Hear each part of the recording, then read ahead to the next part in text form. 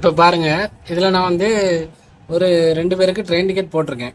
ஓகேவா? Train ticket போட்டிருக்கேன். Waiting list 38ல் போட்டிருக்கேன். நல்லா பாருங்கள், வெயிட்டிங் லிஸ்ட்டு 38ல் போட்டிருக்கேன். இப்படி வெயிட்டிங் லிஸ்ட் 38ல் போட்டேன். இனிமேல் வந்து இவங்களுக்கு வந்து ரிட்டர்ன் டிக்கெட் போடணும். ரிட்டன்னா அதே ஊருக்காக இருந்தாலும் சரி, எந்த ஊருக்காக இருந்தாலும் சரி ரிட்டர்ன் டிக்கெட் போடணும். அது எப்படி போடுறது அப்படிங்கிறதான் பார்க்க போகிறோம். இப்போ பாருங்கள், அதே நேம் பார்த்துடுங்க. குமர குருபர ராஜா பார்த்தீங்கன்னா, குமர குருபர ராஜா. இன்னொரு நேம் வந்து அஜீசன். 2 பேர் நேமும் போட்டாச்சு. போட்டுட்டு வந்து வெயிட்டிங் லிஸ்ட் 38ல் ட்ரெயின் டிக்கெட்டும் போட்டாச்சு.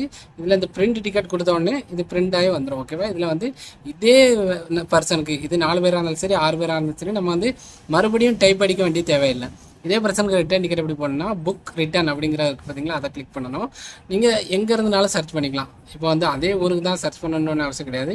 இப்போ நான் நாகர்கோயிலேருந்து அனந்தாப்பூர் அப்படிங்கிறதுக்கு சர்ச் பண்ணியிருக்கேன். ஆல்ரெடி அனந்தாப்பூர்லேருந்து நாகர்கோயிலுக்கு சர்ச் பண்ணேன். இதுவே அனந்தாப்பூருக்கு பதிலாக நாகர்கோயிலேருந்து சென்னை. ஓகேவா? சென்னை சர்ச் பண்ணுறேன். இப்போ நான் சென்னை எக்மோர் சர்ச் பண்ணுறேன்.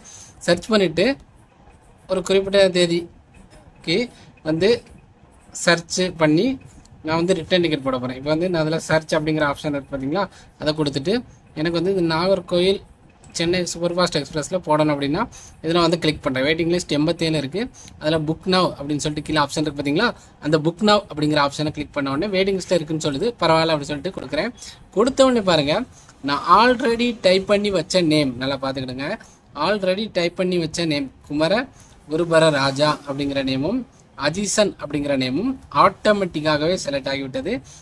ஆல்ரெடி டைப் பண்ணி வச்ச நேம் ஆட்டோமேட்டிக்காகவே செலக்ட் ஆகிட்டு இப்போ என்ன அப்படி சொல்லி பார்த்தீங்கன்னா, வந்து நம்ம கண்டினியூ அப்படிங்கிற ஆப்ஷனை கொடுத்தோம் அப்படி சொல்லி பார்த்தீங்கன்னா நமக்கு பேமெண்ட் அப்படிங்கிற ஆப்ஷனுக்குள்ளே போகும்.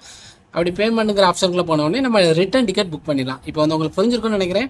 ரிட்டர்ன் டிக்கெட் எப்படி வந்து ஈஸியாக புக் பண்ணுறது அப்படிங்கிறது. ரிட்டர்ன் டிக்கெட் அப்படிங்கிறது அதில் ஒரு ஆப்ஷன் இருக்கும், புக் ரிட்டர்ன் ஆன்வர்ட்ஸ் அப்படின்னு ஒரு ஆப்ஷன் இருக்கும். அந்த ஆப்ஷனை கிளிக் பண்ணி நீங்கள் வந்து புக் பண்ணிக்கலாம். ஓகேவா? அடுத்து ஒரு நல்ல வீடியோட சந்திப்போம். தேங்க்யூ.